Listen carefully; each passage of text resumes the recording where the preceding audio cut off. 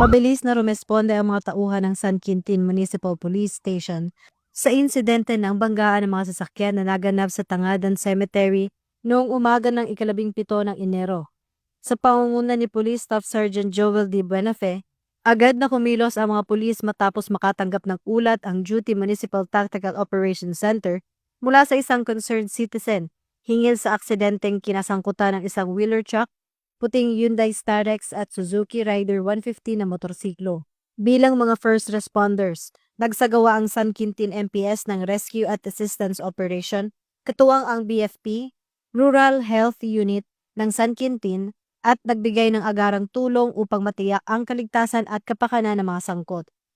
Ang insidente ay paalala sa kahalagahan ng pag-iingat sa lansangan at ng mabilis, mahabagin at nagkakaisang pagtugon ng mga ahensya.